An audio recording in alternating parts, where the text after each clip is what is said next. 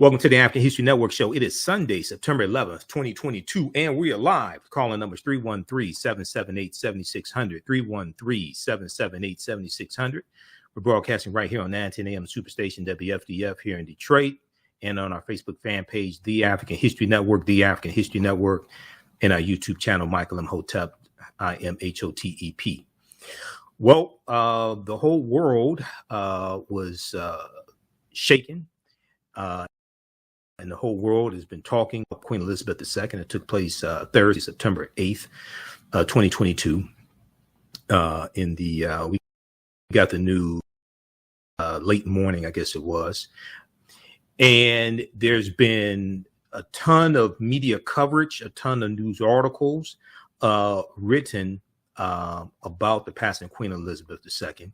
And there's a lot of coverage and fascination with the royal family, okay, or what some people call the royal family. I was on Roland Martin Unfiltered on Friday, and we discussed this, so I'm going to share a segment of that with you. But after the initial stories about Queen Elizabeth II passing away at the age of 96 and having served 70 years on the throne as the monarch of Britain, and after news stories of her death dominated media in America and around the world, stories dealing with the brutal history of British colonialism started to be told. Now, on Thursday, there was not a whole lot of stories about that. Some of them started creeping in Thursday, but we started seeing more coverage of this on Friday, the day after she passed away. Okay. We know that on September 8th, there was a tweet from Professor Uju Anya of Carnegie Mellon University, who was no fan, had no love for Queen Elizabeth II. And Professor Uju Anya was born in Nigeria. She moved to the U.S. when she was 10 years old. She was born in Nigeria, and she had family members who were killed during the Nigerian Civil War, and she had family members who were killed, and she has no love for Queen Elizabeth II. We saw discourse around that. We saw Jeff Bezos, founder of Amazon, who posted on social media criticizing Professor Uju Anya, and there's a whole backlash behind that. And we've seen numerous stories, especially Friday, Saturday, and Sunday. We've seen numerous stories dealing with the history of colonialism, the brutal history of colonialism in Great Britain, and the fact that Great Britain 100 years ago colonized between 1/5 and some sources say 25% of the world population, and how they got the wealth that you saw distributed in the newsreels that they've been showing on social media. Okay, in the newsreels they've been showing in the media, and the gold carriage, and all of this. Where did this wealth come from? Queen Elizabeth II had a net worth of $500 million when she passed away. The royal monarchy is worth $28 billion.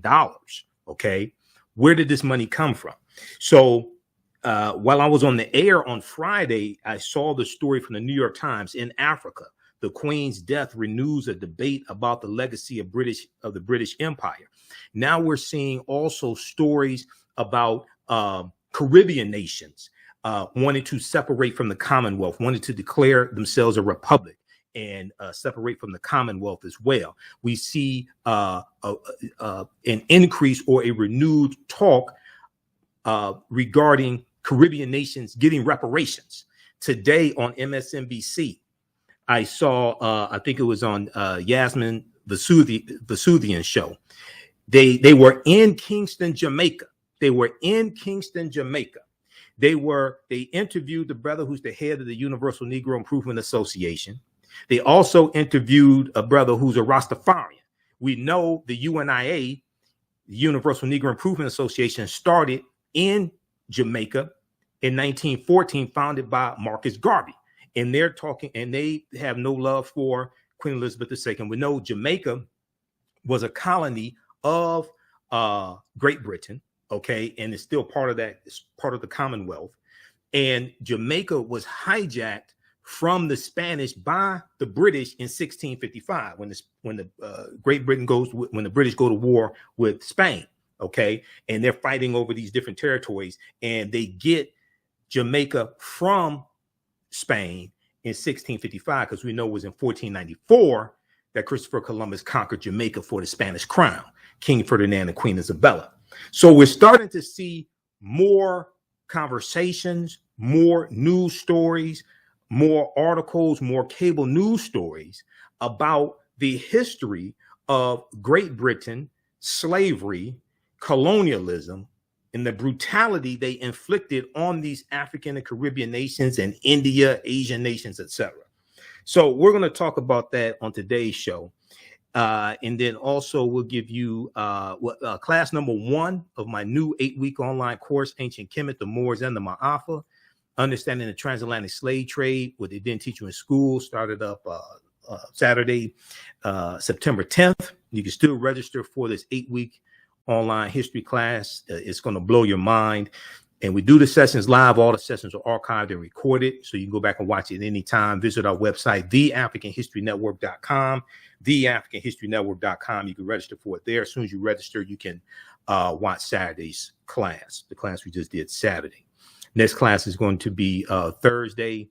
It'll be Thursday, September 15th, 7 p.m. Eastern Standard Time. Okay, so we're going to get through. We have a ton of information to get through on today's show. On the African History Network show, we focus on educating, empowering, and inspiring people of African descent throughout the diaspora and around the world, because right now it's correct your own behavior. What you do for yourself, what you do to yourself, and what you allow other people to do to you and get away with is based upon what you think about yourself. What you think about yourself is based upon what you have been taught about yourself. What you've been taught about yourself is based upon everything you've read, heard, and seen about yourself. Network.com. If we look briefly here, we're going to one here in just a second, Giovanni, from Roland Martin Unfiltered. But there was a really good article from the New York Times. September 9th. In Africa, the Queen leads a debate about the legacy of British slavery. And I want to pull this one up here. It talks about there's a fairy tale around Queen Elizabeth II. Well, she was a princess. There's a fairy tale around her becoming queen, and she was on a trip to Kenya in 1952, before the Mau Mau Rebellion begins, which is 1952 to 1956. But she's on a trip to Kenya, and she gets word that her father dies, and she's going to become queen. Okay. And one of the things this article talks about is that the crackdown on the Kenyans, okay, took place just a few months after Queen Elizabeth, after she became Queen Elizabeth II. Okay. Let me pull this article up here. In Africa, the Queen's death renews a debate about the legacy of the British Empire. In Africa, the Queen's death renews a debate about the legacy of the British Empire. We'll continue this on the other side of the break to the African History Network show. I'm Michael Imhotep in a few minutes. This being the 21st anniversary of 9/11 as well, and the attack on the Twin Towers. There's been a lot more coverage dealing with the death of Queen Elizabeth II also. Okay, so right before the break, I was talking about this piece here from the New York Times. Okay, and this came out, I saw it while I was on the air on a Friday on Roland Martin Unfiltered. It came out probably about a couple of hours before on the air Friday.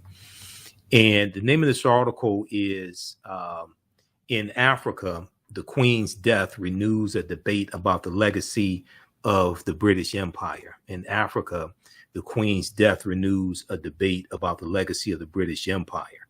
Now, this picture here that they're showing, this is from, this is Mau Mau fighters, the Mau Mau Rebellion in 1952 in Kenya. And Kenya was a British colony at the time. An anti-colonial rebellion was suppressed shortly after Queen Elizabeth II ascended to the British throne. Okay, and they have these Africans in internment camps. Some sources say there were 150,000 of these Kenyans in internment camps, but overall there's something like 0.5 million that were either in internment camps or like confined to their homes. Very little movement. They have something called a movement pass. A movement pass, which is like travel papers or a travel pass during slavery. Okay, this is what these Europeans did. Now, in this article, it says it was while a young Elizabeth was on an official tour of Kenya in 1952 that she learned of her father's death and that she would become queen. The clampdown on Kenyans, which began just months after she ascended to the throne as queen, led to the establishment of a vast system of detention camps and the torture, rape, castration, and killing of tens of thousands of people. The torture, rape, castration, and killing of tens of thousands of people. They castrated African men, Kenyan men who were members of the Mau Mau Rebellion or suspected members. They raped African women. They also raped African men as well. Okay, this is under the British. All right, the British, the England that you see on the TV, and it looks like a storybook with all the kings and queens and princes and all this stuff. It was their military that did this. Now, there's another portion here. So this article, it talks about a Miss Mugo, M-U-G-O. The article starts out, though Queen Elizabeth II was revered by many in Africa, her death also reignited a different sort of conversation. Her death also reignited a different sort of conversation, one that touched on the legacy of the British Empire. One that touched on the legacy of the British Empire and the brutality the monarchy meted out to people in its former colonies to keep them in line. I added that portion, to keep them in line. But this is what the article from the New York Times says. Okay, written by Abdi Latif Dahir, Lindsay Chutel, and Elian Peltier. In a younger generation of Africans growing up in a post-colonial world, some lamented that the Queen never faced up to the grim aftermath of colonialism and empire or issued an apology, because there was this they have not issued an apology for slavery or colonialism. Now, they've said things like when in November 2021, when Prince Charles, now King Charles III, when he was in Barbados, when Barbados declared their independence from Great Britain, he mentioned the atrocity of the transatlantic slave trade. Okay.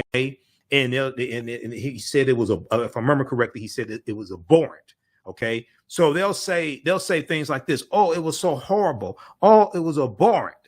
Okay. They don't apologize for the transatlantic slave trade. And they were in Britain was involved in the transatlantic slave trade from 1562 when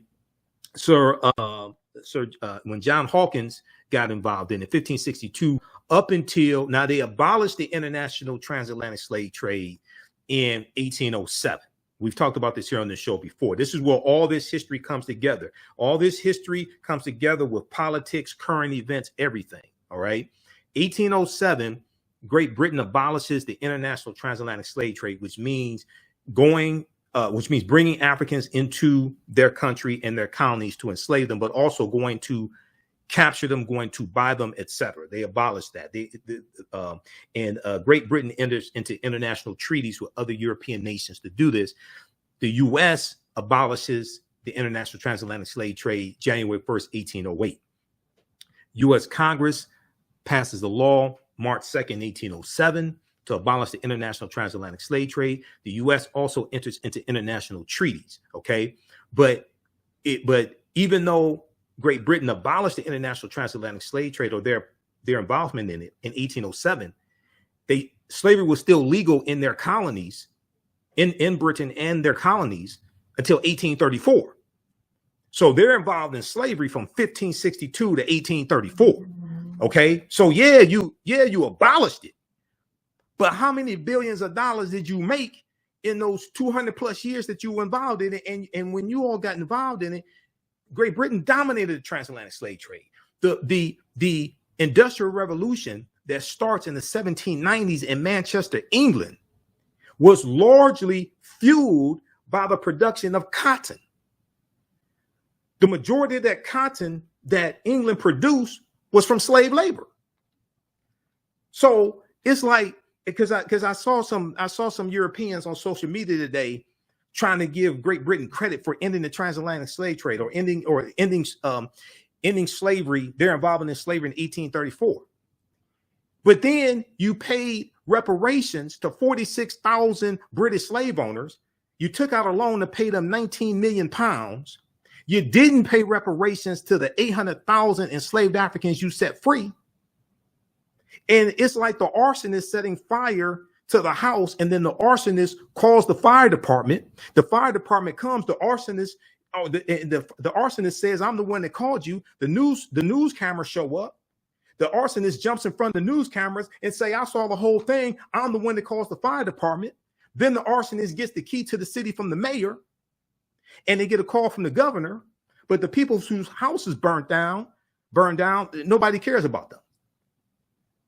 That's what's going on here when people say, "Oh, well, they ended slavery in 1834 after over 200 years." It was about 3.1 million Africans that that Britain takes out of Africa during that period of time. You got to run that on somebody that doesn't read.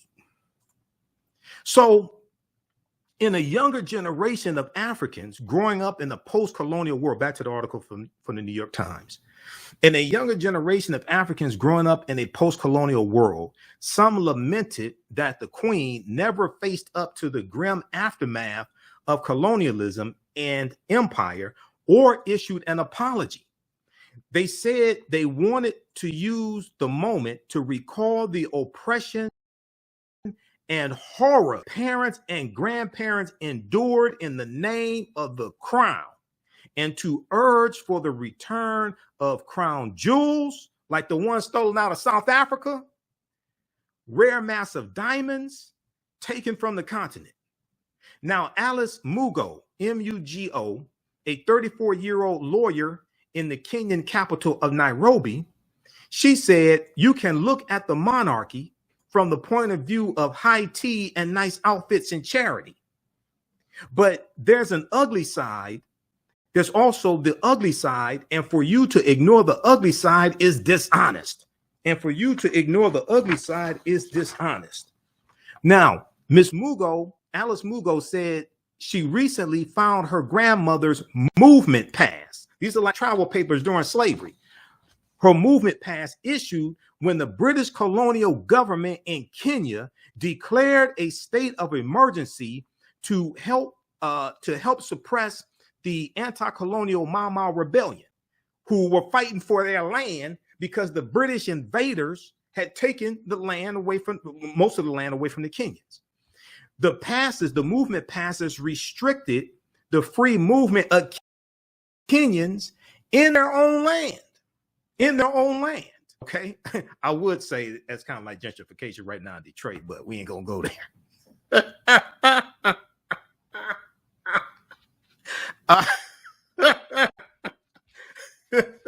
Okay. All right. Now it was so it was while a young Elizabeth was on an official tour in Kenya in 1952 that she learned of her father's death and that she would become queen. The clampdown on the Kenyans, which began just months after Queen Elizabeth II ascended to the throne, led to the establishment of a vast system of detention camps and the torture, rape, castration, and killings of tens of thousands of people, Okay, now the mourning, M-O-U-R-N-I-N-G, the mourning, those mourning the Queen's death, Miss Mugo said, Alice Mugo, were not aware of how her government robbed millions of basic freedoms, of how Queen Elizabeth's government robbed millions of basic freedoms. We're going to continue this on the other side of the break. We're going to let you hear what the economic freedom fighters of South Africa had to say as well. And we're going to go to this clip from Roland Martin Unfiltered that's gone viral also. This is the African History Network show. I'm Michael Imhotep. We'll be back in a few minutes. Hello, African History Network family. You've put it off for way too long. Now it's time to act for your family, your future, and the next generation. Get life insurance for that peace of mind and security for you and your loved ones. Build your financial foundations starting today. Your independent agent at Fortified Trust Life Brokers, with over a dozen strong A-rated life insurance companies to offer you the life protection you need when it comes to final expense, term life, whole life, mortgage protection, annuities, and more. They're currently licensed in Alabama, Georgia, and South Carolina. Don't let a pre-existing health condition hinder you from getting life insurance. You can get the affordable coverage you need today. Life insurance is only the beginning. Email them at Fortified Trust Life for a free fact sheet explaining the 5 basic building blocks for a strong financial foundation. It's their gift to you to help you fortify your future. Email them at fortifytl828@yahoo.com or call them at 706-339-5096 and leave a message. Fortify your future today. The work that I do is larger than the fashion industry. It's larger than the art world. And I believe that I was born to bring newness into this world. I'm Kaima McIntyre. I'm 24 years old and I'm an artist. I create everything from paintings to jewelry design, metaphysical jewelry to be specific, and fashion design. The only reason why my prom dress went viral is because people needed it. Within a few days of going viral, Notori Naughton reached out to me and she's like, I saw your dress, can you make me a dress? I was equally as shocked to be asked by a celebrity to design their dress at the age of 17. That's just one person, and the list just continues to go on, to Janet Jackson, to Tyra Banks. It really hits home. That means that the discussion is happening on the grounds in real time. Welcome back to the African History Network show right here on 910 a.m. the Superstation, the Future Radio. It is Sunday, September 11th, 2022, and we are live. Okay, if you like this type of history that we share on the African History Network, and if you watch me also on Roland Martin Unfiltered, you can register for the online history classes that I teach. We had a new class that just started up on Saturday, September 10th, class number 1 of Ancient Kemet, the Moors, and the Ma'afa, understanding the transatlantic slave trade, what they didn't teach you in school. We deal with thousands of years of history and what led up to the transatlantic slave trade taking place as well. If you missed the class, as soon as you register, you can watch the classes. We do the sessions live. All the sessions are archived and recorded. You can go back and watch them anytime. Okay, so this class is on sale, $80, regularly $130. Even after the class is over with, you can still go back and watch the full course. Next class will be Thursday, September 15th, 7 p.m. to 8 p.m. Eastern Standard Time. 7 p.m. to 9 p.m. Eastern Standard Time. And then we have also a new class starting up on Tuesday, the other 8-week online course that I teach, from the Civil War to the Civil Rights Movement and Black Power, 1865 to 1968. And we look at history from 1803 through 1968, and to understand what happened to us, after slavery ended, what led to the Civil War taking place, etc., and how we got to where we are today, to understand where we need to go from here. Okay, so that's at our new website, TheAfricanHistoryNetwork.com, TheAfricanHistoryNetwork.com. All right, I want to go back to this article. This is a great article from the New York Times. This came out Friday. I saw it when I was on the air on Roland Martin's show, and I mentioned it there. In Africa, the Queen's death renews a debate about the legacy of the British Empire. I've also been seeing some other articles similar to this as well. A good one from CNN. We'll talk about on today's show. Cloud of Colonialism hangs over Queen Elizabeth's legacy in Africa. Also, there's one from TheGuardian.com, which is a UK publication. Queen's death intensifies criticism of British Empire's violent atrocities. So we're starting to see more of this history coming out now. We have to keep it up, and African people in the world have to push for reparations now against Great Britain, especially like we never have before, because international attention is on this. Okay, and we cannot let this moment pass. Now, back to this article here from the New York Times. Alice Mugo, whose grandmother, who is from Kenya, whose grandmother is from Kenya, and her grandmother was there during the Mama Rebellion in Kenya.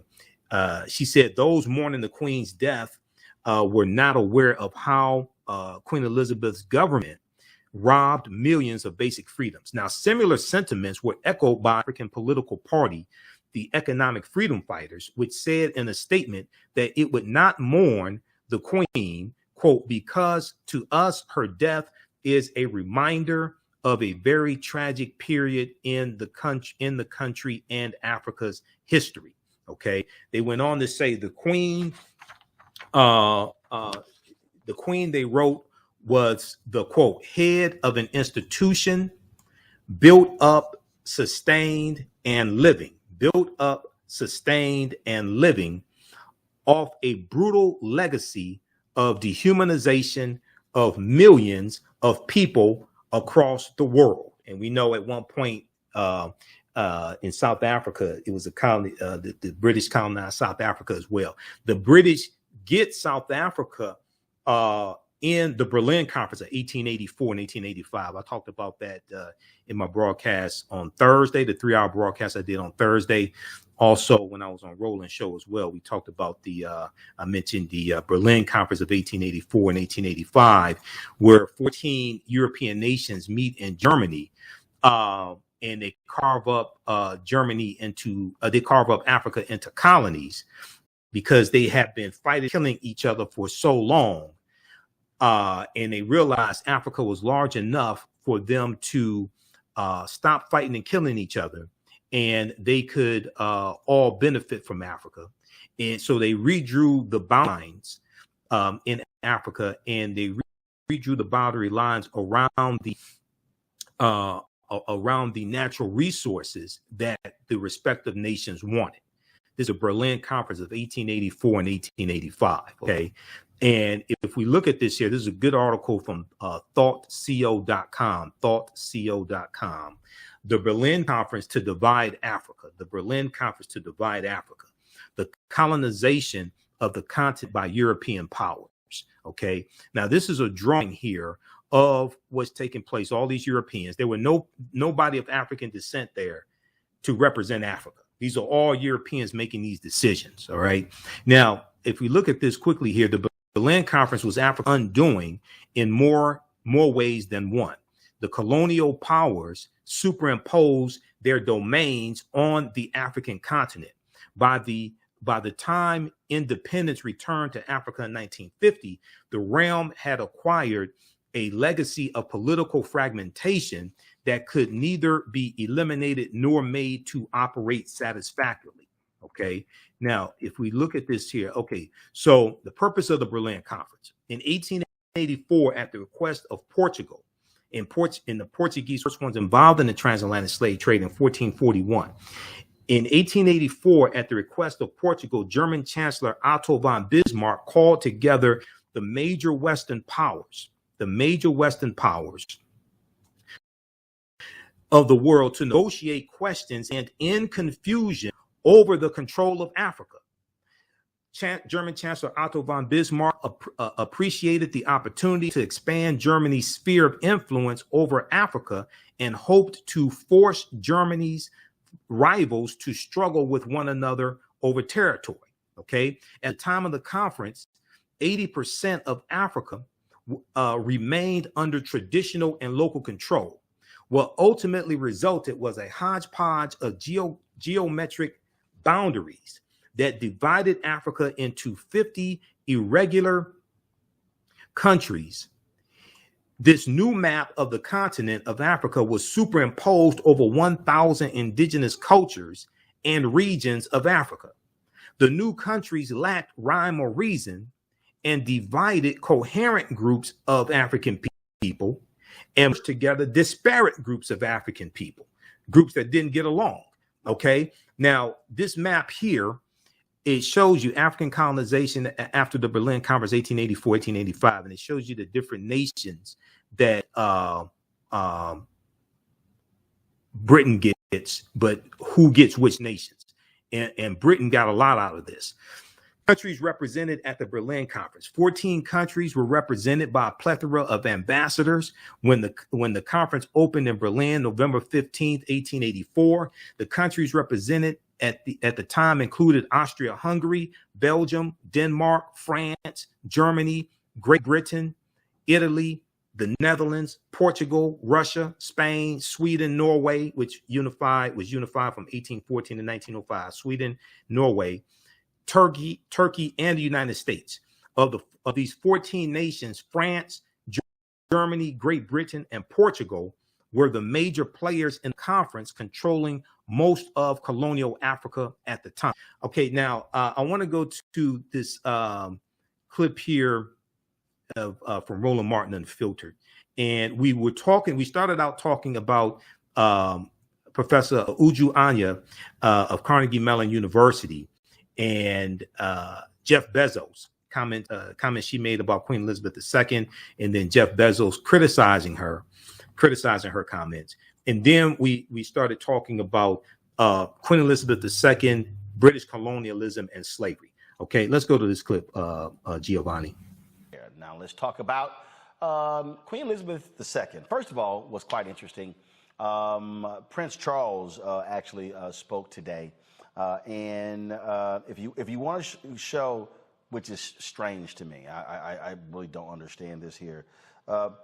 ABC, NBC, CBS, they all carried his first speech as king. But these are the same people who didn't carry President Biden's speech on saving democracy. I'm just trying to understand, and maybe y'all can tell me why Prince Charles, now King Charles speech. Y'all come on, sure, yeah. Maybe y'all can explain to me why that was worthy literally of all three broadcast networks carrying the speech. But when the United States president gave a primetime speech talking about the threat to democracy, well, you did not quite see the coverage. Now, if you look at social media, you have seen all different types of responses to the death of Queen Elizabeth II, who died at 96 years old. One that's gotten a lot of attention is this professor from Carnegie Mellon, Uju Anya. And this was her initial tweet. She said, "I heard the chief monarch of a thieving, raping, genocidal empire is finally dying. May her pain be excruciating." Ouch. Now, that wasn't the only tweet that she sent out, but that particular tweet, it got the attention of the richest person in the world, Jeff Bezos. This is what he tweeted. "This is someone supposedly working to make the world better. I don't think so. Wow." Well, folks weren't too happy with old Jeff. They began to rip him as well. Look at these tweets that went out. "Imagine how people will react when it's your turn. Jeff, your work to bust unions and force workers to pee in bottles, please shut up. I know it's not you saying something about making the world better." Those were three of the responses. "Pretty funny coming from the guy who could end world poverty and homelessness 100 times over and simply chooses not to. It's never too late to improve the labor conditions and pay of your warehouse workers. Your workers piss in bottles en masse. Sit this one out." Ouch. Headline: "Billionaire opposed to paying his employees well so that he can go to space complains about other people not making the world a better place. No surprise that the richest man in the world is upset when the people don't bend the knee to the ruling class. Breaking: man who has workers peeing in bottles and having miscarriages in warehouses to meet quotas tries to take the moral high ground. Ooh, it's insane that Jeff Bezos tweets with us, a billionaire who blatantly and violently exploits workers and feels comfortable trying to have a morality battle on the Bird app. Now, the professor, Uju Anya, she didn't back down. Now, Twitter did delete that particular tweet from her, saying that it violated their standards. Not sure how that's the case.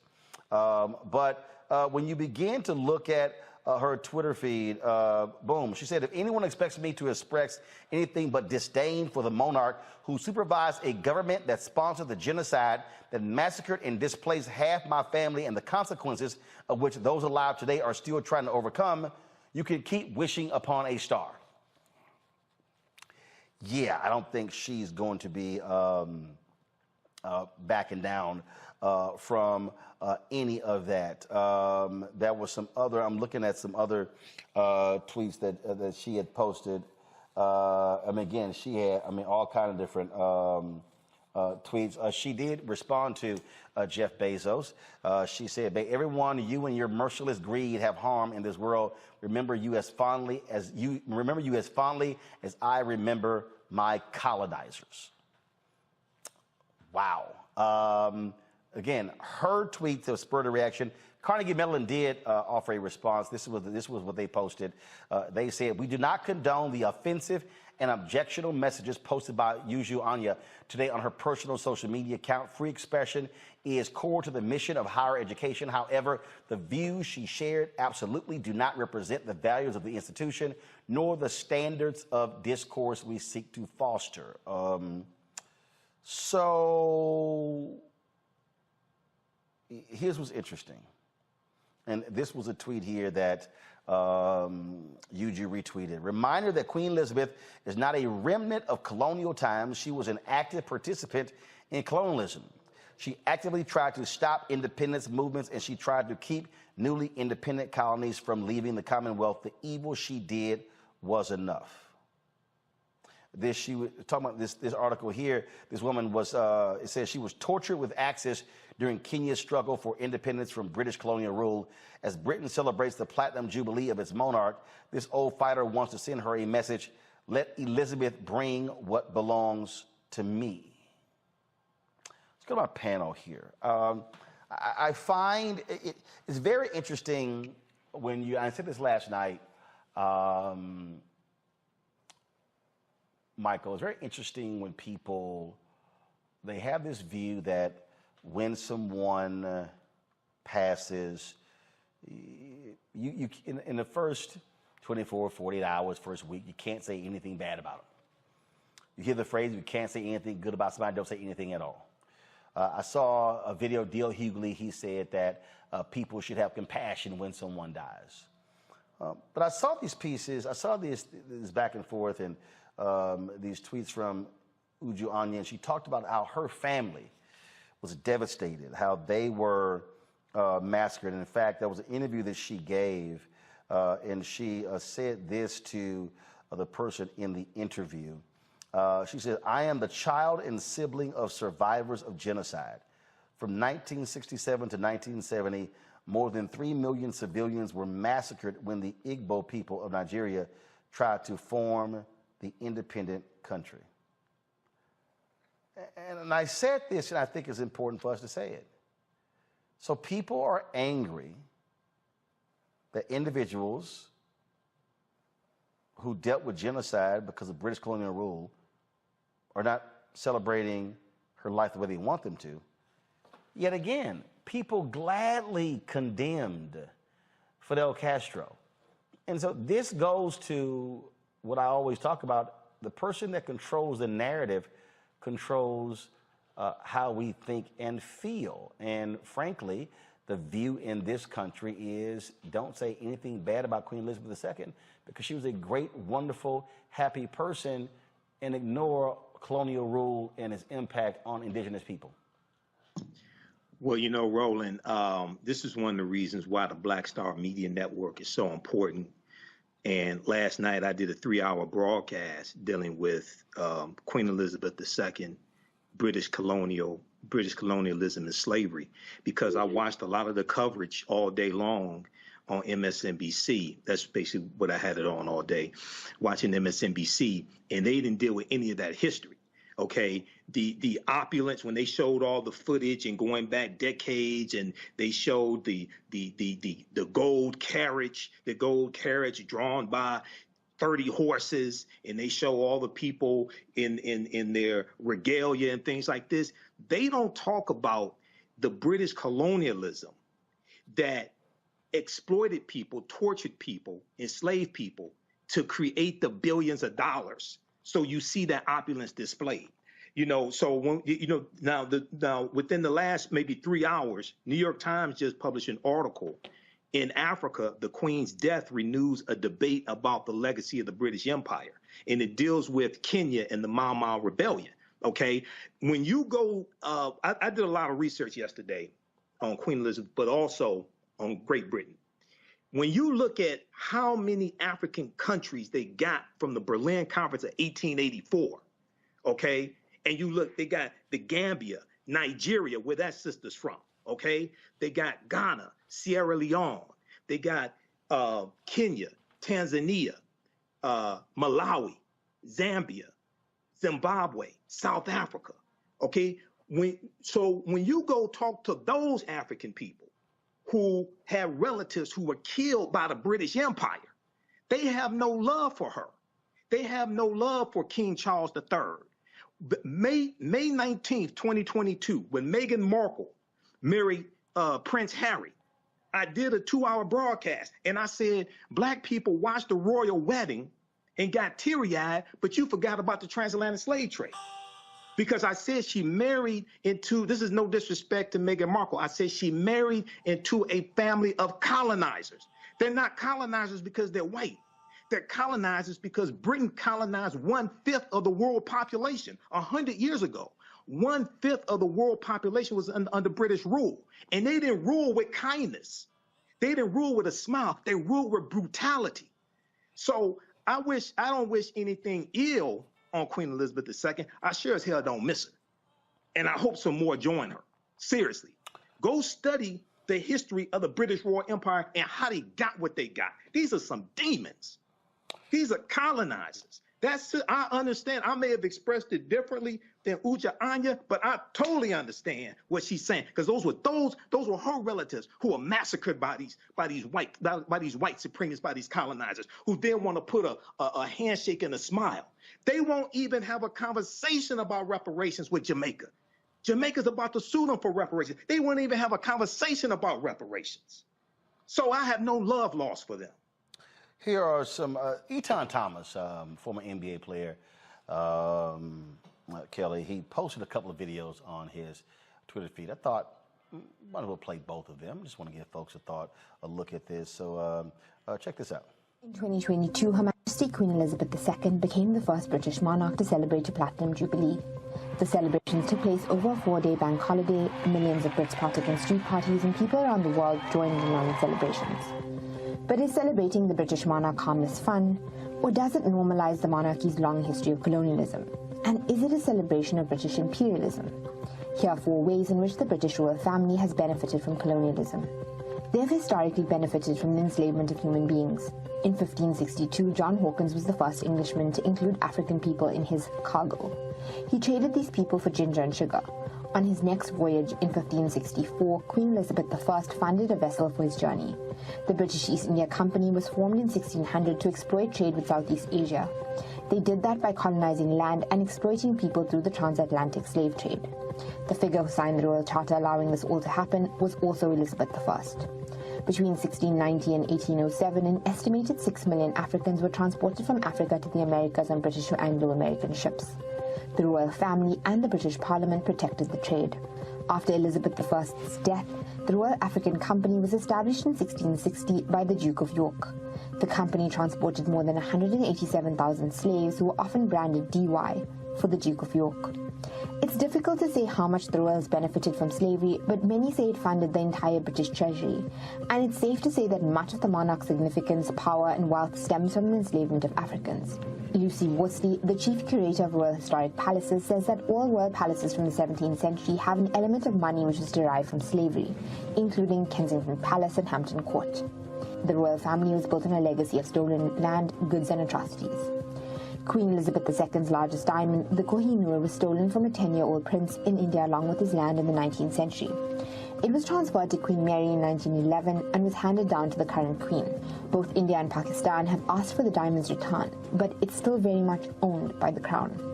In India, between the 1700s and mid-20th century, an estimated $45 trillion was stolen by the British under the vestiges of the crown. Famines which occurred as a result of Britain's non-intervention policy led to the death of more than 30 million Indians. In 1947... Now, that was sort of like part one, then that was also a part two. He wanted to get Britain out of India quickly. The decision to carve up a country led to 15 million people being displaced and between 1 and 2 million people dying. Of course, this is just India. At its peak, Britain had colonized 25% of the world's surface. From the Mau Mau massacre in Kenya to concentration camps in South Africa, Britain, under the vestiges of the crown, has a long and bloody history of colonial atrocities, and the royals have historically been at the center of them.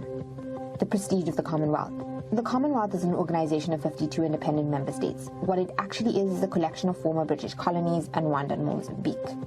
The Commonwealth originated after World War II, when much of India and Africa was becoming independent. The Commonwealth claims that it is an association of sovereign nations working towards shared goals of prosperity, democracy, and peace. But critics say that the association promotes neocolonialism through free trade agreements, which favor more developed economies. British companies own more than $1 trillion of Africa's key resources. The Queen is the head of the Commonwealth, and Charles has been appointed her successor, which allows the British monarchy to remain in a position of international privilege and go on tours of Commonwealth countries. But that's not all. So, Kelly, what you're now seeing, I saw a story on CNN, I saw some other stories, that you're seeing now reporters now, the next day, follow what people are saying and have to do these stories because you just kind of can't ignore it. Well, you can, but it's a little hard when now it's more of a democratic situation where the media isn't the gatekeepers, and now people can actually drive with independent media, with social media.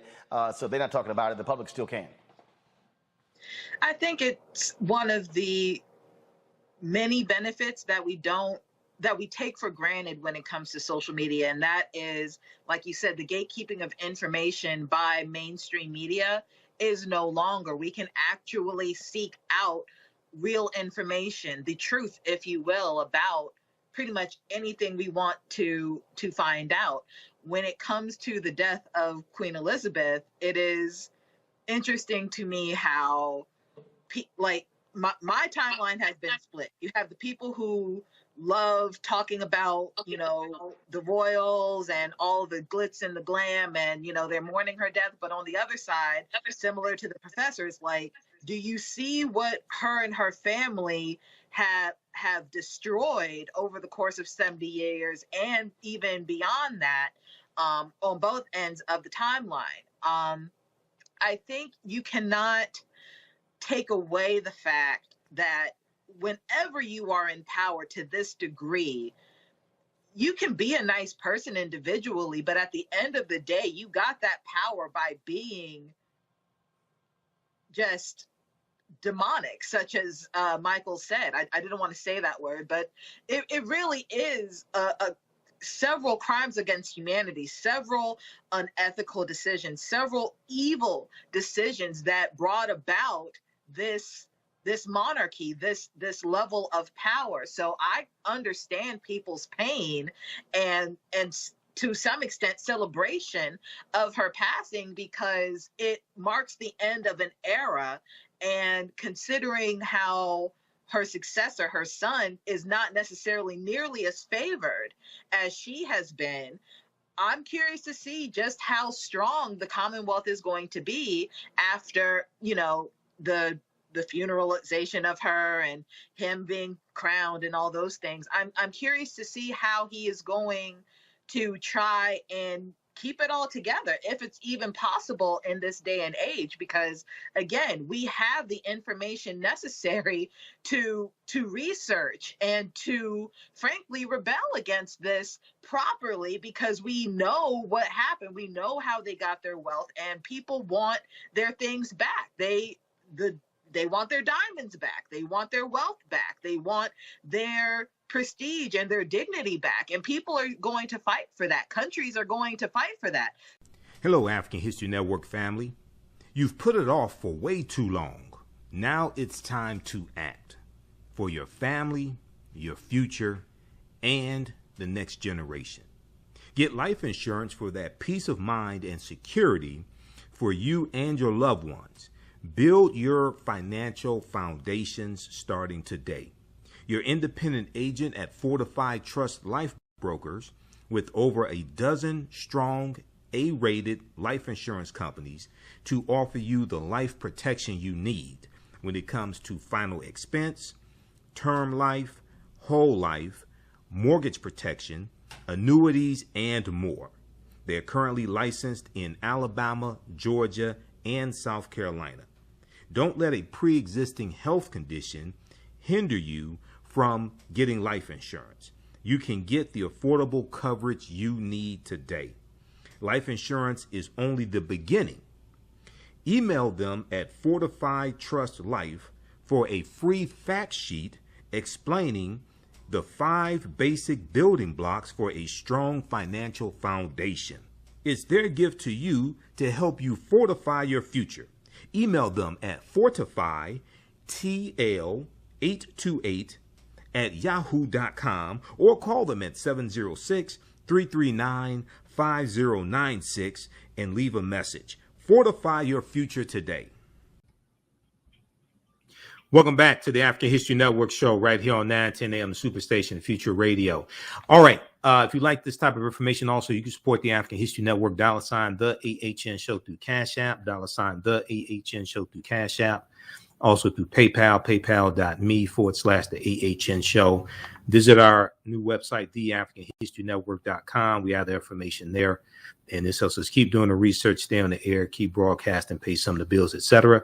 Also, register for my new 8-week online class. It just started up on Saturday, September 10th, Ancient Kemet, the Moors, and the Ma'afa, Understanding the Transatlantic Slave Trade, what they didn't teach you in school, where we get deep into a lot of this information. Okay, so right before the break, we were talking about some of the news stories that have come out since the death of Queen Elizabeth II, dealing with British colonialism and the history of the British involvement in slavery, things like this. The cloud of colonialism hangs over Queen Elizabeth's legacy in Africa. And then also Professor Uju Anya, who now I follow on Twitter, she got backlash because of a tweet that she made about Queen Elizabeth II and the Great Britain's involvement in atrocities in Nigeria. Okay. Now, there's a good article. We're going back to the clip in just a second, Giovanni. There's a good article from Huffington Post. I posted this on our Facebook fan page, the African History Network. It got over 4,500 likes. The View host Sonny Hostin criticizes Queen Elizabeth II for crown of pillaged jewels, pillaged jewels. And I said, "Speak, my sister, speak," in my Facebook post. Sonny Hostin also defended a since deleted tweet from Nigerian-born Carnegie Mellon professor Uju Anya, who hoped the Queen's death was excruciating. Okay, this article is from September 9th, 2022 from HuffingtonPost.com. Etan Thomas had that on his he had that clip on his Twitter. I think it was on his Twitter page or something like that on social media. It's called Slavery, Colonization, and the Crown. Just Google that, Slavery, Colonization, and the Crown. Okay, but that was an excerpt from Roland Martin Unfiltered. So I meant to say May 19th, 2022. I mean May 19th, 2018. May 19th, 2018, when Meghan Markle married Prince Harry. That was also on Queen Charlotte Sophia's birthday. Queen Charlotte Sophia was of African Moorish ancestry on her mother's side of the family. She was the wife to King George III, Queen Charlotte Sophia. And it was also Malcolm X's birthday, May 19th as well. There's an article from the Washington Post, and we deal with this in my class. There's an article from the Washington Post dealing with Meghan Markle. So it came out in 2017 before she married Prince Harry. And it's an article dealing with, will Meghan Markle be the first biracial royal or something like that? Okay, let me pull this up. This is from the Washington Post. And at the time, now I'd already knew about Queen Charlotte Sophia because we talk about Queen Charlotte Sophia in my classes. But this article right here by Deneen L. Brown, and Deneen L. Brown writes some really good articles for the Washingtons. And some people thought that Meghan Markle was going to be a queen. I'm like, no, she's the Duchess of Sussex, the Duchess of Sussex. Okay, and then she gave up her title. We know she and Prince Harry gave up her title. Okay, all right. Meghan Markle, Queen Charlotte, and the wedding of Britain's first mixed race royal. Okay, this is from this is the one on the day of the wedding, May 19th, 2018. But here is Queen Charlotte Sophia on my left, who was of African Moorish ancestry on her mother's side of the family, and she was the wife to King George III. Queen Charlotte of Mecklenburg Strelitz. King George III was the king of England that the 13 colonies were revolting against during the American Revolutionary War. Okay, his wife was of African descent. Charlottesville, when you had the Unite the Right rally in Virginia, okay, in Virginia, where you had the white supremacists, and they said they were trying to save a statue of Robert E. Lee. Okay, Charlottesville is named after Queen Charlotte Sophia. Wouldn't they have a fit to know that the city that they were in having their white supremacist rally was named after a woman of African descent? All right. There was I was looking at, I was doing a lot of research like the past 4 days, and I had to teach my class on Saturday, but I was looking at a map dealing with the countries that Great Britain has colonized. Okay. And there's a number of different maps that show this. The one I'm going to look at right here, and there's some from the Commonwealth. There's some maps from the Commonwealth also. The one I want to look at right here, this is from Wikipedia. List of countries gained independence from the UK.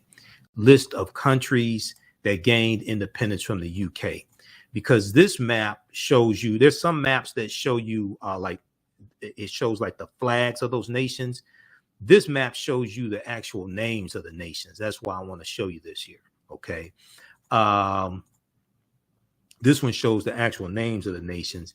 And let's zoom in on this as much as we can. We're going to go from left to right. Okay. So we see, in those of us who live in the Detroit area, we know Canada is part of the Commonwealth as well.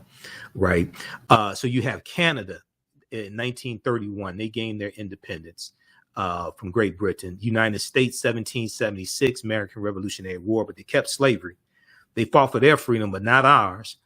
Jamaica, 1962, Belize, 1981, Antigua and Barbuda, 1981. Now, Barbuda is looking at becoming a republic and leaving the Commonwealth. They were talking about that on MSNBC today.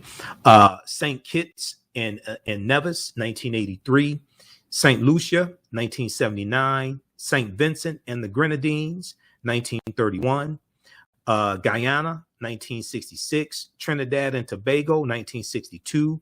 Barbados, 1966. That's where Rihanna's from, Barbados. Now, November of 2021, Barbados announced that they were breaking away from Great Britain and forming themselves as a republic.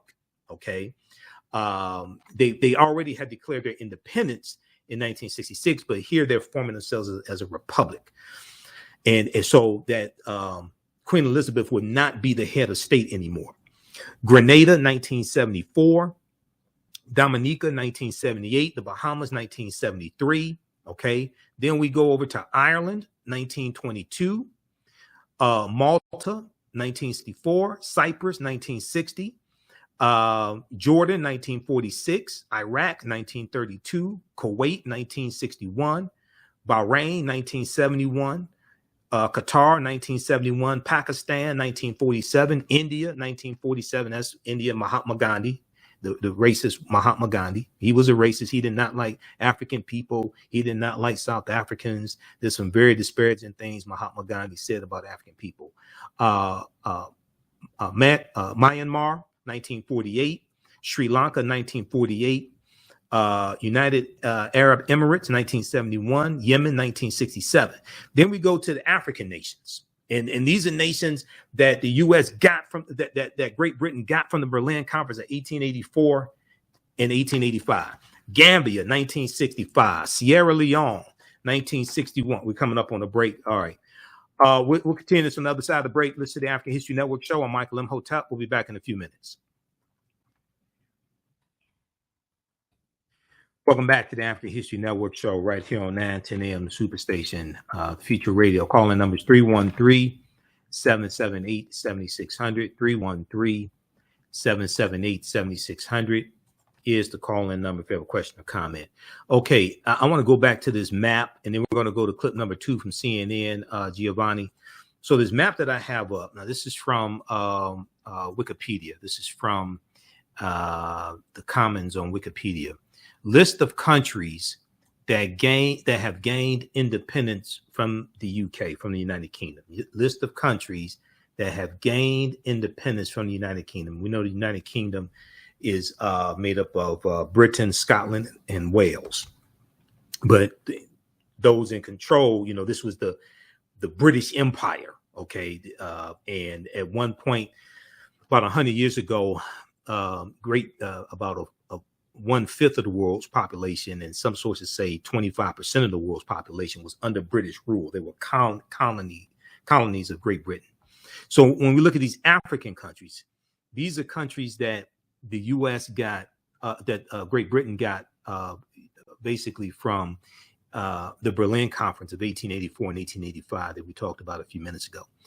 Gambia, 1965, declared their independence from Great Britain. Sierra Leone, 1961. You have Ghana, 1957. Nigeria, 1960. Botswana, 1966. South Africa, 1931. Lesotho, 1966. Now, Lesotho is an enclave inside of South Africa. It's a country within South Africa, like Highland Park, Michigan is a city within the city of Detroit. That's what Lesotho is. Swaziland, 1968. Zimbabwe, 1980. Malawi, 1964. Tanzania, 1961. Zambia, 1964. Kenya, Zambia, 1964. Hold on. Kenya, 1963. Let's zoom in back in on this here. Uganda, 1962. Hold on. Where are we? Okay. Uganda, 1962. Sudan, 1956. Egypt, 1922. Okay. So that's just Africa right there. Those are just African nations. Okay. And then you look at Australia, 1942, declared their independence. Brunei, Malaysia, 1957. Papua New Guinea, 1975. We look at Solomon Islands, 1978. Tonga, 1970. Fiji, 1970. New Zealand, 1947. Okay, there are a few others. You can check those out. Nauru, 1957. You can check out this map. Okay, these are just the nations that gained their independence from the United Kingdom. All right. So when you go through and look at this map, and especially when you look at in the broadcast I did on Thursday, and also in my class on Saturday, we went through and looked at a map of the nations that Great Britain got from the Berlin Conference, of the African nations Great Britain got from the Berlin Conference. Is one thing to, just read the names of the nations here. It's one thing just to read the names of them. But then when you look at the map and see where they are and you see how many Great Britain got, then you start understanding, you start having a better understanding of this. I want to go to clip number, before we go to clip 2 here, there's another good article. This is from Reuters.com. Reuters.com. Okay. Charles succession stirs Caribbean calls for reparations. Now on MSNBC today, somebody must have lit a fire under the sister that runs MSNBC now. Sister, you got to make your money for these white people.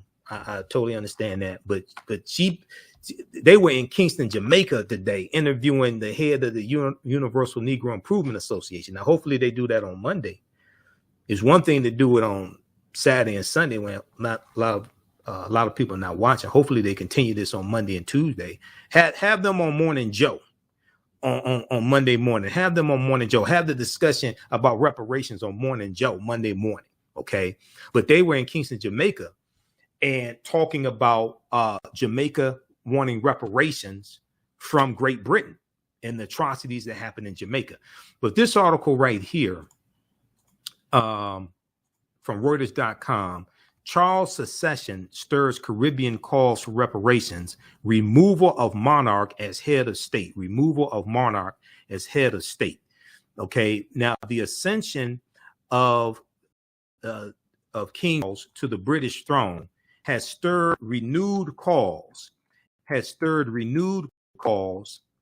from politicians and activists and former colonies in the Caribbean to remove the British monarch as their head of state, and for Britain to pay slavery reparations,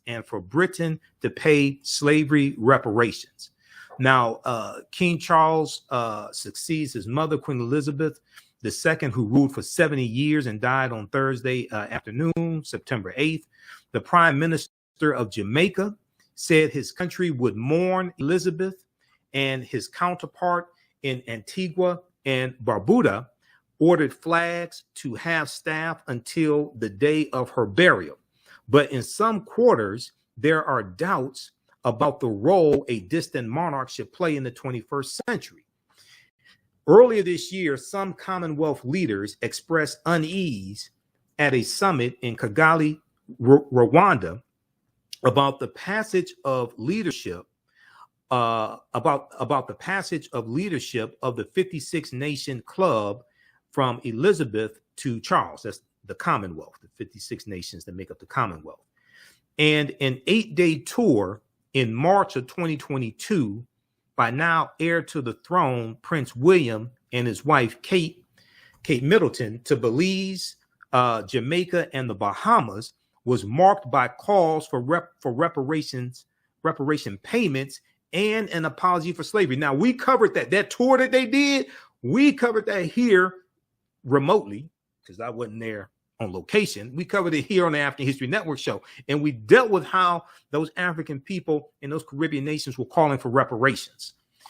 As the role of the monarchy changes, we expect this can be an opportunity to advance the questions of reparations for our region. Nyambi Hall Campbell, a 44-year-old academic who chairs the Bahamas National Reparations Committee, said on Thursday, September 8th. Nyambi Hall Campbell sent condolences to the Queen's family and noted Charles' acknowledgement of the, quote, appalling atrocity of slavery at a ceremony last year, 2021, marking the end of British rule as Barbados became a republic. We dealt with that here on this show also. when Barbados held their ceremony, and we talked about King Charles referring to slavery as an appalling atrocity. He did not offer an apology. He did not offer an apology. Okay. Now, it's important also to note, based upon their constitution in Britain, in England, there's a parliament. That's their government, their structure, like the House of Representatives in the U.S. Senate here. There's a parliament. They have a prime minister. That's the equivalent to our president. The royals don't get involved in politics. The royals don't write policy. They don't get involved in politics. However, Queen Elizabeth II did meet with members of parliament every week. Now, I don't know what they met about. But the royals don't get involved in politics. Now, he did call the slavery an atrocity. They, however, have never offered an apology for slavery. Now, also, Queen Elizabeth II, her net worth was $500 million. Okay. The monarchy, let me see how they express this. We look at this piece here from Cosmopolitan that I talked about on our special broadcast on Thursday. It deals with the Queen Elizabeth II net worth. Okay. We'll go to that clip when we come back from the break, Giovanni. Clip 2, wondering how high Queen Elizabeth II's net worth was before she passed. Wonder no longer. They updated the article because this was a piece that really came out before she passed away. They've updated it since then. The Queen's stamp collection alone is worth 100 million pounds. 100 million pounds. Okay, so they go through and they talk about according to Forbes magazine, the Crown, through the firm, which actually goes by Monarchy PLC, the British Crown, holds nearly $28 billion in assets. Quick tally of the various assets. The Crown Estates holds 19.5 billion. Buckingham Palace is worth 4.9 billion. The Duchy of Cornwall holds 1.3 billion. The Duchy of Lancaster holds 748 million. Kensington Palace, which is the palace that you're hearing about a lot now. Kensington Palace has an estimated worth of $630 million, and the Crown Estate Scotland holds $592 million. Okay. Now, she had a net worth of $500 million. That aside, okay. As well. So you can read the rest of this article here. So the monarchy, I don't know all the legalities of this, but I think the monarchy could have cut a check of like $100 million to the nations, especially the Caribbean nations like Jamaica, that they colonized. The monarchy, because I'm not talking about going through parliament. I'm just talking about what the monarchy controls. We know she was worth $500 million. She could have sent some money to those nations out of her own pocket. We'll deal with this on the other side of the break. Listen to the African History Network show. I'm Michael Imhotep. We'll be back in a few minutes. Welcome back to the African History Network show right here on 910 AM Superstation, the Future Radio. Okay. We were talking about this article right before the break from Reuters.com. And this piece deals with a renewed call for reparations from Caribbean nations, okay, after the death of Queen Elizabeth II. The name of this article, once again, session stirs Caribbean calls for reparations, removal of monarch as head of state, okay? So if we go back to where we left off right before the break, we know that when then Prince Charles attended the ceremony of Barbados becoming a republic, he mentioned the atrocity of slavery. Okay. He acknowledged the appalling atrocity of slavery, didn't offer an apology. However. Now, Nyambi Hall Campbell said she hopes King Charles would lead in a way reflecting the quote, justice required of the times, the justice required of the times, and that justice is reparatory. Justice is reparatory justice, and that justice is reparatory justice, end quote. Now, more than 10 million Africans were shackled in the transatlantic slave trade. Transatlantic slave trade database puts it at 4.5 million. Many people think that's still undercounting it. Between the 15th and 19th centuries, those who survived the brutal voyage were forced to labor on plantations in the Caribbean and the Americas, like in Brazil. Jamaican reparations advocates Rosella Hamilton said King Charles III's comments at the Kigali conference about his personal sorrow of slavery offered, quote, some degree of hope that he will learn from the history, understand the painful impact that many nations have endured till today, and address the need for reparations. Okay, she said it offers some degree of hope that he will learn from the history, understand the painful impact that many nations have endured till today, and address the need for reparations. All right, now, the king did not mention reparations in the Kigali speech in Rwanda. The Advocates Network, which Hamilton coordinates, published an open letter calling for apologies and reparations during William and Kate's visit. The Queen's grandchildren have the chance to lead the reparations conversation. Hamilton said. Now, Jamaica's government last year in 2021 announced plans to ask Britain for compensation for forcibly transporting an estimated 600,000 Africans to work on sugarcane and banana plantations in Jamaica that created fortunes for British slaveholders. Quote, whoever will take over the position should be asked to allow the royal family to pay African people reparations, said David Denny, General Secretary of the Caribbean Movement for Peace and Integration from Barbados. Quote, we should all work towards removing the royal family as head of state of our nations, he said. I totally agree. The Commonwealth, kick them out as head of state. I totally agree. Jamaica has signaled it may soon follow Barbados in ditching royal rule, but remain members of the Commonwealth. An August 2022 survey showed 56% of Jamaicans favor removing the British monarch as the head of state. Michaela Phillips, opposition member of Jamaica's parliament in 2020, filed a motion backing the removal.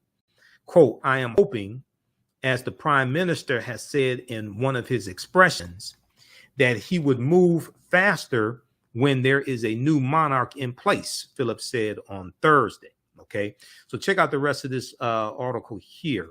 You're going to see a lot more talk about this, a lot more articles regarding this. Charles II stirs Caribbean calls for reparations, removal of monarch as head of state. Okay. All right. Now, there was a really good article from CNN. Good article from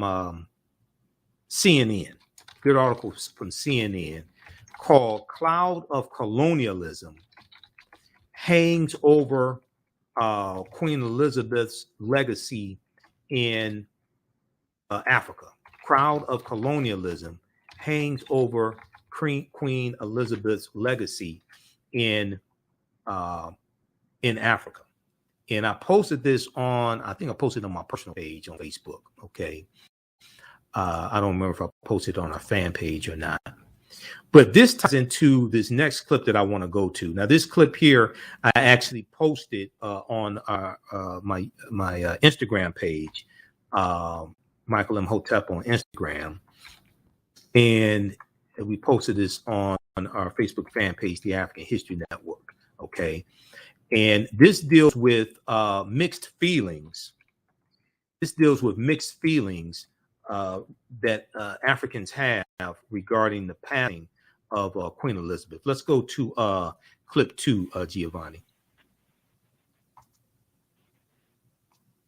There's a complicated legacy on the African continent. The fairy tale is that Queen Elizabeth went up the treetops here in Kenya, a princess, and came down a queen, because when she was here in Kenya, she learned that her dad had died and she was to be the queen.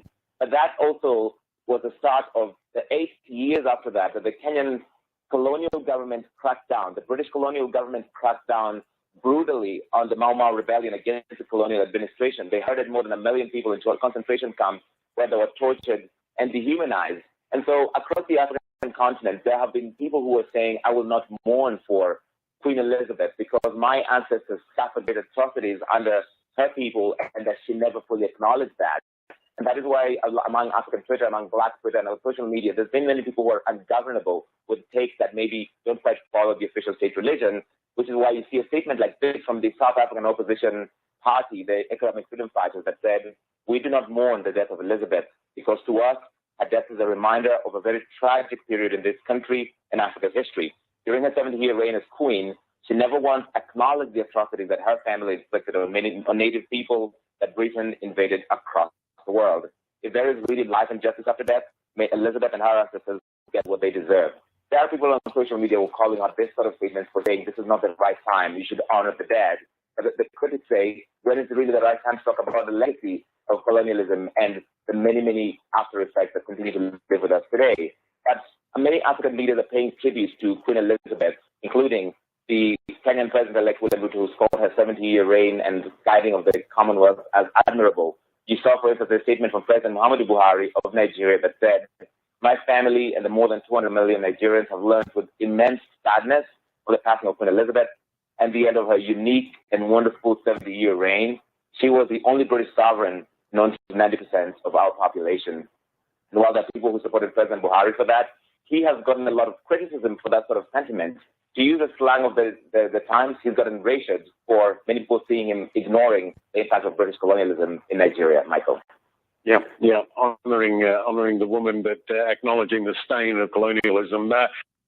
Okay, that was a clip from CNN dealing with that history. In the piece that I shared from the New York Times, dealing with in Africa, the Queen's death renews a debate about the legacy of the British Empire. They have the statement from the Economic Freedom Fighters in South Africa, and they have a link to the Twitter page where you can read their full statement. Okay. So check that out, because they said they don't mourn the death of Queen Elizabeth as well. South Africa was a colony of Great Britain. I can't say that I blame them.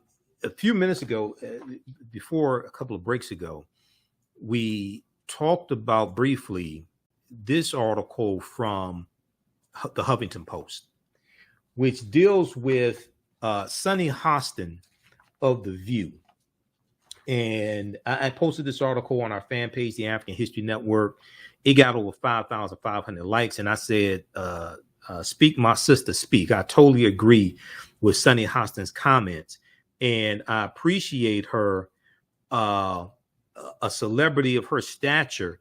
I appreciate her using her platform to speak truth to power and push this out in the forefront. The View host Sunny Hostin criticizes Queen Elizabeth II for crown of pillaged jewels. Hostin also defended a since deleted tweet from Nigerian-born Carnegie Mellon professor Uju Anya, who hoped the Queen's death was "quote unquote" excruciating. Okay, and here's Sunny Hostin. When Queen Elizabeth II died Thursday at 96, in her book Scottish Residence, in her Scottish residence of Balmoral, thousands of Brits took to the streets in mourning. Not all were as grief-stricken as Daniel Craig, however, as The View co-host Sunny Hostin made sure to remind viewers on Friday. Sunny Hostin said, quote, she wore a crown with pillaged stones from India and Africa. Queen Elizabeth II wore a crown of pillaged stones from India and Africa. And now what you're seeing, at least in the Black communities that I'm a part of, they want reparations. They want reparations. Now, Sunny Hostin also defended a controversial tweet regarding the news of the monarch's death. We'll continue this on the other side of the break. Listen to the African History Network show. I'm Michael Imhotep. We'll be back in a few minutes. Welcome back to the African History Network show. All right. So right before the break, we were talking about this article here from HuffingtonPost.com, and it deals with Sunny Hostin of The View and some comments she made regarding comments she made defending Uju Anya, defending her criticism of Queen Elizabeth II. Okay, and if we go back to this piece here, all right, let's scroll down. Let's go back to this. Okay, so Sunny Hostin also defended a controversial tweet regarding the news of Queen Elizabeth's death, which has been deleted by Twitter from Nigerian-born Carnegie Mellon professor Uju Anya. Now, Sunny Hostin defeated the tweet by arguing that it was, quote, it was a thieving, raping, genocidal empire, before adding, quote, we can mourn the queen and not the empire. We can mourn the queen and not the empire. Now, I've seen a couple of articles making that point. We can mourn the queen and not the empire. Okay, I'm not mourning either one of them. You know, my queen died in 2018. Her name was Aretha Franklin. So, as a matter of fact, when I posted on our Facebook fan page, The African History Network, I did a post, and it said that somebody asked me, because I saw African Americans posting, and they were praying for the queen and things like that. And one post that I did said that you should pray that Queen Elizabeth gives reparations to the nations that were colonies of Great Britain, and or pray that she pushes for reparations, maybe not give, but pushes for reparations before she passed away. And then also I post, I'm gonna pull these up quickly here. I did one post where, now that post got over 2,700 likes on our Facebook fan page, The African History Network. I also did one where I said that somebody asked me if I was praying for the queen, and I said, for what? Aretha Franklin's already an ancestor, because that's the queen right there, Aretha Franklin. She died in Detroit in 2018. Let me blow this up. This is on my personal page, Michael Imhotep. So we have this right here. We have this post that I did on September 8th. Okay. And it got hundreds of likes on our fan page. Stranger, Michael Imhotep, are you praying for the queen? Me, for what? Aretha Franklin's already an ancestor. Right. So, and then I did this post here. They got over 2,700 likes on our fan page, The African History Network. So if you don't follow us on our Facebook fan page, The African History Network, you definitely should. This one, let me see, this other post that I did, it said, let me go to this, hold on. This other post dealt with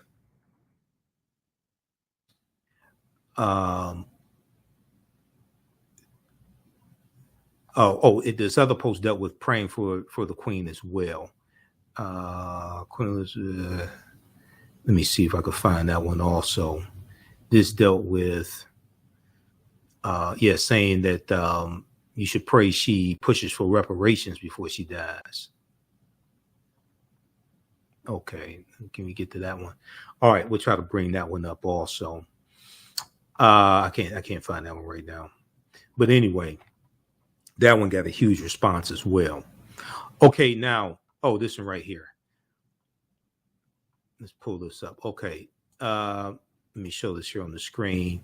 I said if you're praying for, if you are of African descent, praying for Queen Elizabeth II, you better be praying she gives reparations to the countries Britain colonized before she dies. That's what I said. If she doesn't give reparations because they don't get involved in politics, she can't write legislation. She could have left some money to those nations in a will. We see what happens. She meets with Parliament every week, members of Parliament every week. She could push in those meetings. So, we'll see what happens. But African people around the world have to push for reparations now against Great Britain, especially like we never have before. Okay. Going back to this article dealing with Sonny Hostin. Okay. So Hostin defended the tweet from Uju Anya. Now, the monarchy, quote, was built on the backs of Black and brown people, Sonny Hostin said, who previously lived and studied in London. So she has like more in-depth knowledge of this than many people and even many African Americans, because she actually lived and studied in London. Okay. While the show co-host Ana Navarro suggested the United States was guilty of the same and built the country on the same backs as Britain, Sonny Hostin doubled down and stated firmly, and we want our reparations. Let's just keep in mind that the British colonies that became the United States, the colonies that became the United States, the 13 colonies started out as British colonies. So Great Britain was involved in the transatlantic slave trade before the United States got involved in the transatlantic slave trade. Let's just keep that in mind. Let's deal with the order. Let's deal with it chronologically. Great Britain got involved here in the 13 colonies before the United States came into existence in 17, if you want to start it in 1776, before then. Now, during the American Revolutionary War, 1775 to 1783, the colonies are fighting for their independence and their freedom, but they also wanted the freedom to keep slavery. Even though there were some abolitionists, they wanted the freedom to keep and maintain slavery and to profit from it as well. Okay, so like Dr. King said, we're coming to get our check. Now, this piece here, those watching on Facebook and YouTube, keep watching. We're running out of time here on 910 AM Superstation WFDF. You can watch us on our Facebook fan page, The African History Network, and our YouTube channel, Michael Imhotep. We're going to keep going for a few more minutes here. I want to deal with this. This is from Snopes.com. Did Queen Elizabeth II own stolen diamond, quote unquote, stolen diamond named Great Star of Africa? Because there's a lot of memes floating around on social media dealing with this, okay? And this breaks down actually what happened.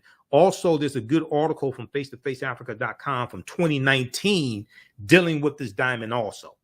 Snopes said, we look for the truth behind a claim involving Queen Elizabeth II and what is believed to be the largest diamond of its kind in the world. This came out September 8th, 2022. Okay. So those watching on Facebook and YouTube, keep watching. We're going to deal with this here in just a minute. Visit our website, TheAfricanHistoryNetwork.com. Register for our new 8-week online class that started up, Ancient Kemet, the Moors, and the Ma'afa. Understand the transatlantic slave trade, where they didn't teach you in school. And support the African History Network. We have to get out of here. Right now, it's correct your own behavior. It's not over till we win. Wakanda forever. We'll talk to you next week. Peace. All right, stand by. Okay, let me go to this. Let me go to this quickly. Then we have to get out of here. And some of this information, a lot of this information, we get deeper into the class in. And it is, I do a PowerPoint presentation. We have book references, articles, video clips, all of that. Okay, so you're really going to learn a lot. The article from right here from Snopes. This is what I want.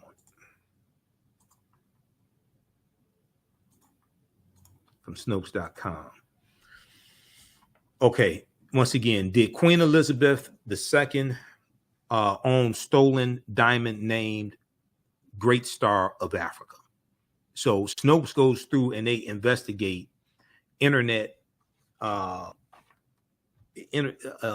internet conspiracy theories, internet memes, things floating around, claims floating around on social media. They go through and investigate that, and they show you their evidence. They go through, research it, and show you what they found.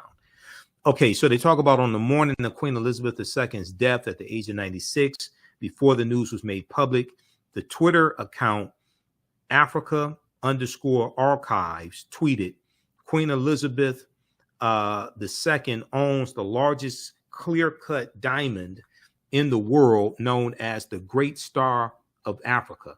The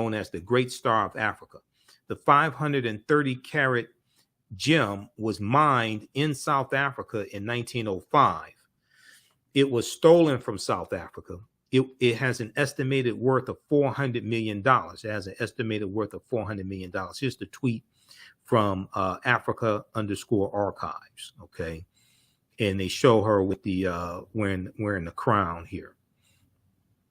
All right, now the rumor then continued in the second tweet that said the British claim that it was given to them as a symbol of friendship and peace, yet it was during colonialism. The British claim that it was given to them as a symbol of friendship and peace, yet it was during colonialism. The British then replaced the name. Replaced the name, the Great Star of Africa, with the name of Chairman of the Mine, Thomas Cullinan, Cullinan. The British replaced the name, the Great Star of Africa, with the name of the Chairman of the Mine, Thomas Cullinan, the diamond mine. Okay, so and then they show the diamond here and the crown. Okay, now in this story, we'll take a look at all of the facts regarding the history of the diamond, including its discovery, purchase, transfer, and controversy. Now, the Cullinan diamond on January 26, 1905, a 3,106 carat diamond was discovered in the premier mine in the Transvaal province of South Africa. It was given the name Cullinan after the mine's chairman. Thomas Cullinan. He was born in South Africa, according to author Nigel Helm's 1974 biography of the diamond magnet. Now, according to Britannica.com, the original uncut Cullinan diamond was then purchased by the local Transvaal government and was presented in 1907 to the reigning British monarch, King Edward VII. The 1907 purchase was made for 150,000 pounds, CullinanDiamond.com reported. Now, in Helm's biography of Cullinan, he wrote that the original uncut diamond was sent to London in April 1905 and was, quote, officially presented to King Edward VII on November 9th, 1907. In 1908, Ashers of Amsterdam cut and polished the diamond into 9 large stones and about 100 smaller stones. All of the stones are now part of British regalia, according to Britannica.com. So the 9 large stones and approximately 100 smaller stones are all now part of British regalia, according to Britannica.com. Now, the Great Star of Africa was the largest stone cut from the Cullinan diamond at 530.2 carats. It is the largest clear-cut diamond in the world. According to historical records, it is also known as Cullinan 1 First of Africa, or Cullinan 1, or it's known as First of Africa, or simply just Star of Africa, First Star of Africa, or simply just Star of Africa. It's unclear when each of these names originated. Now, it's true that Queen Elizabeth II owned the Great Star of Africa. The diamond part of the British crown jewels is currently part of the sovereign's scepter, also sometimes referred to as the emperor. It also sometimes referred to as the imperial scepter or royal scepter. Okay, so the diamond part of the British crown jewels is currently part of the royal scepter. And here is a picture here. Now, this photograph shows the Great Star of Africa in the scepter, and other crown jewels was captured around the coronation of Elizabeth II in June 1953. Okay, so we see it here in the scepter. Now, the 317.4 carat Lesser Star of Africa, also known as Cullinan II, was also cut from the Cullinan diamond and is part of the British-owned imperial state crown. A Google search produced varying estimates for the value of the Great Star of Africa, such as $400 million and $2 billion. Its approximate worth is unclear. However, yes, the largest diamond of its kind in the world is worth a lot of money, to say the least. So we get to the question of, was the diamond stolen? Was the diamond stolen? Now, as for the accusation that the Great Star of Africa was stolen, this rumor needs some context. As previously mentioned, historical records indicate that the Transvaal government in South Africa purchased the original diamond and then presented it to the British monarchy. An article printed in 1995 by the Birmingham Post, summarized the controversy and included a statement from Buckingham Palace. Give back Great Star of Africa, says townships. Okay, now black township leaders in South Africa yesterday called on the Queen to give back the priceless Great Star of Africa diamond, which is set in the crown jewels royal scepter. The Azanian People's Organization, AZAPO, claims the diamond was stolen from the treasures of Azanian soil in South Africa. AZAPO spokesman Zathuli Nawi, I'm not sure how to pronounce that, said, quote, "She, the Queen, must be reminded that the diamond belongs to Black people of this country and to them alone. She, the Queen, must be reminded that the diamond belongs to the Black people of this country and them alone." The Great Star of Africa was bought by the Transvaal Republic from the premier mine and presented to King Edward VII as a gift in 1907.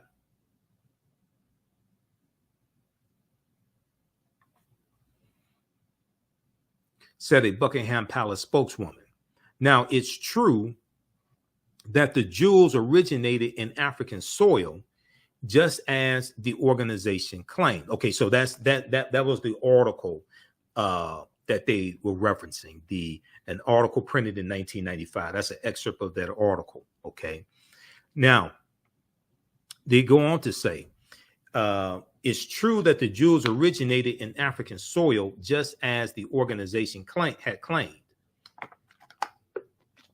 Whether or not all of the details surrounding the purported purchase and transfer of the jewels constituted a theft would appear to be matter of opinion. The legend of the jewels delivery. Now, how did the jewels safely make the voyage from South Africa all the way to Europe? According to the Associated Press, there's a legend that it was supposedly simply sent just in the mail. Okay. Then they have some information there dealing with that. And then it goes on to say, in some, it's true that the Queen owned the diamond known as the Great State of Africa. As for the controversy over whether or not it was stolen from South Africa, as we mentioned, that matter is perhaps a bit more complicated. The story will be updated with any further data of developments that may help inform readers about the subject. Okay, and then they list their sources here, so you can go through and read all of their sources. If you have additional sources, you can contact Snopes.com so they can update their information as well. Okay, but those diamonds did come from South Africa. There's also diamonds from India as well.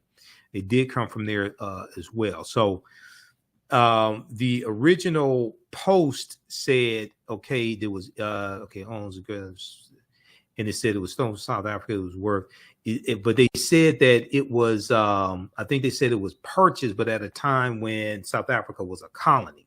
Okay, so it'll be interesting if King Charles III makes some statements about this and talks about where this came from.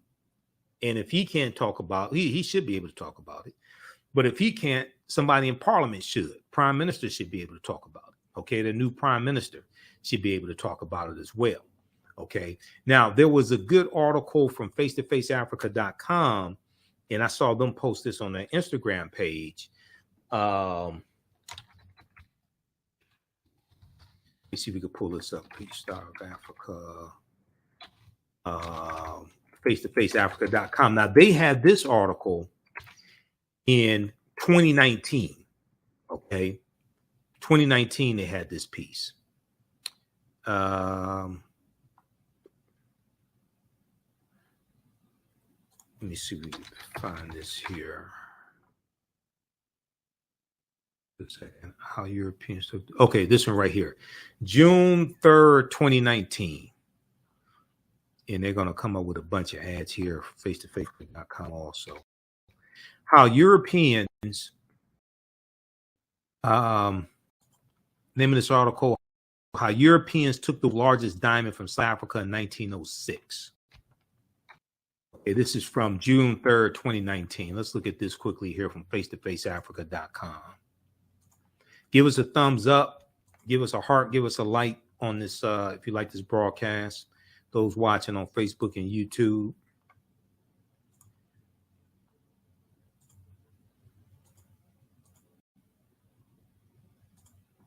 How Europeans took the world's largest diamond from South Africa in 1906 and made it the British crown jewel. Okay, July 3rd, 2019. This is written by, who wrote this?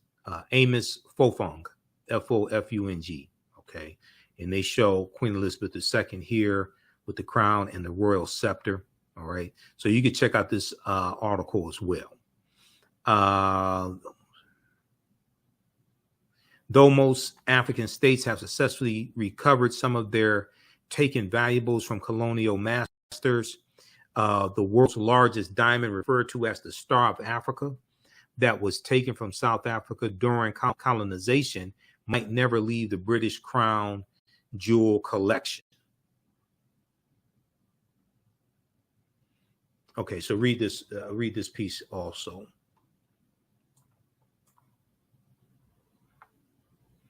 Good article from face-to-faceafrica.com. This one right here from CNN, and more articles and stories are being done in mainstream media now after that initial like 24 hours or so, dealing with colonialism, Great Britain and colonialism and slavery and things like this. And this needs to happen. There need to be documentaries that come out. The real history needs to come out. In this way, help with the push for reparations. Cloud of Colonialism hangs over Queen Elizabeth's legacy in Africa. This came out Saturday, September 10th, 2022. Now, here is a picture. This is Queen Elizabeth. She's in Kenya. I think she's in Kenya here. This picture here, okay, with the African troops in Kenya. Okay, so it talks about the death of Elizabeth II has prompted an outpouring of reflection and reaction, but not all was grief. Some young Africans instead are sharing images and stories of their own elders who endured a brutal period of British colonial history during the Queen's long reign. This one here, I cannot mourn. One wrote on Twitter, posting an image of what she said was her grandmother's movement pass, a colonial document which prevented free travel for Kenyans under British rule in the East African country of Kenya. Another wrote that her grandmother used to narrate to us how they were beaten and how their husbands were taken away from them and left to look after the kids during colonial times. May we never forget them. They are our heroes, she added. Now, their refusal to mourn highlights the complexity of the legacy of the Queen, who, despite widespread popularity, was also seen as a symbol of oppression, in parts of the world where the British Empire once extended. Now this, so right here, yeah, Queen Elizabeth II inspects men of the newly named Queen's own Nigeria Regiment. Yeah, this is Nigeria Regiment, Royal West African Frontier Force at Kaduna Airport, Nigeria, during her Commonwealth tour on February 2nd, 1956. That's what this is depicting. This is in Nigeria.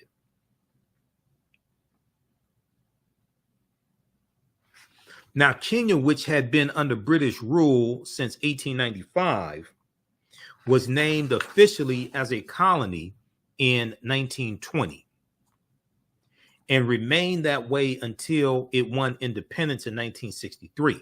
Among the worst atrocities under British rule occurred during the Mau Mau uprising, or the Mau Mau rebellion, which started in 1952, the year Queen Elizabeth II took the throne.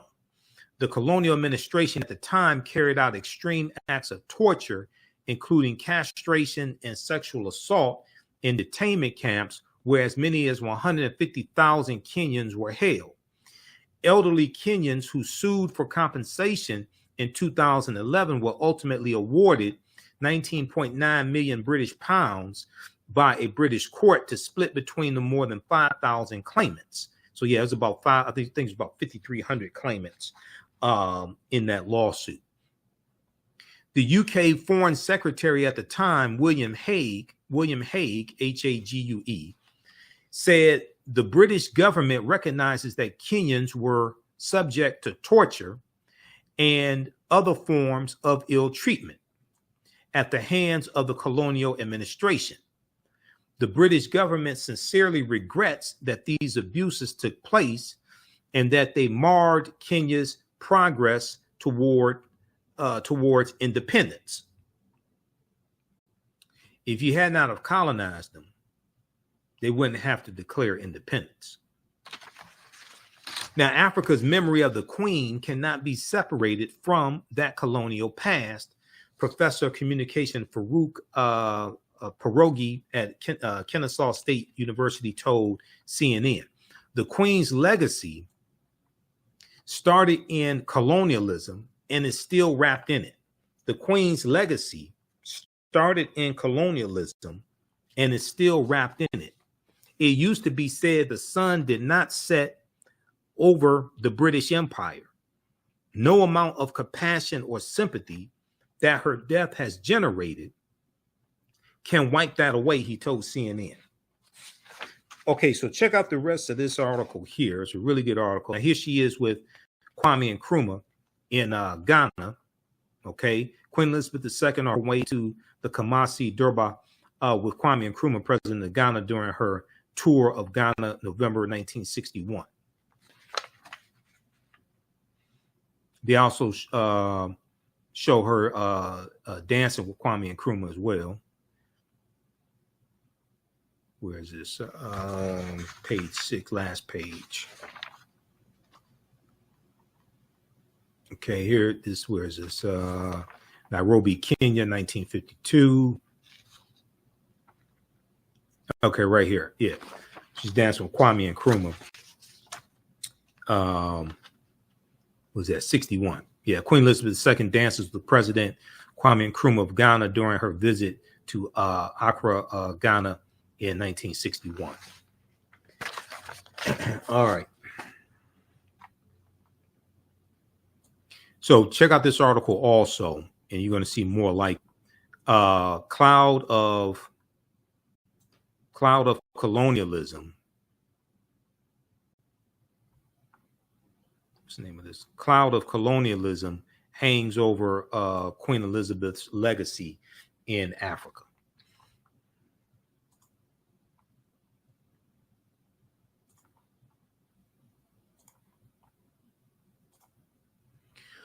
All right. I want to just go over just a few brief things that we cover in the 8-week online class that just started up Saturday. Ancient Kemet, the Moors, and the Ma'afa, Understanding the Trans Slave Trade, what they didn't teach you in school. And our next class is scheduled to normally be on Thursdays. Since I was ended up doing a broadcast last Thursday because Queen Elizabeth II passed away, we didn't have class last Thursday. We did it on Saturday, September 10th. Okay, so next class is going to be Thursday, September 15th. It's going to be Thursday, September 15th is going to be class number 2. Now, if you don't have to be in class, you don't have to be present in class. I don't take attendance, anything like that. We do all the sessions live. All the sessions are archived and recorded, and you can go and watch them anytime. So a year from now, 2 years from now, you can go back and watch the entire class. Okay, but here's some of the here's things that we deal with in the course, and also I have new information that I've incorporated dealing with Great Britain and slavery. And also Queen Elizabeth II. We actually dealt with some of that information in class number 1. But so here's some of the things that we deal with in the class. First of all, we can't start studying our history in slavery, even when we study the transatlantic slave trade, which is important to study. We can't start studying in 1619 or in the 1440s when the Portuguese get involved. We have to understand the history chronologically and deal with the 800-year occupation of Europe by the Africans known as the Moors, who entered the Iberian Peninsula, today known as Spain and Portugal, in 711 AD.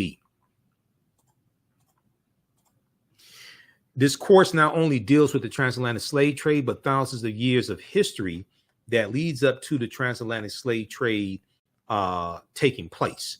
Okay.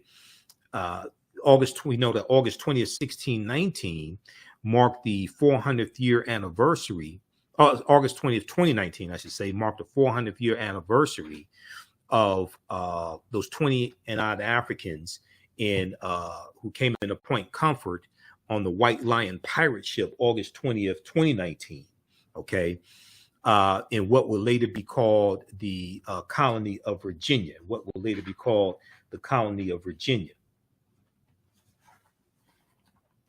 That year, now the year 2019, that 400th year anniversary, was known as the year of return, as many African Americans are reconnecting to Africa and traveling to Ghana and other West African countries when we discuss the transatlantic slave trade, we have to first understand that African people are the original people of North, Central, and South America, and have been in the land we call the United States of America at least 51,700 years. And I referenced Dr. David Imhotep's book, The First Americans Were Africans, Documented Evidence, as well. And he's a friend of mine. I've interviewed him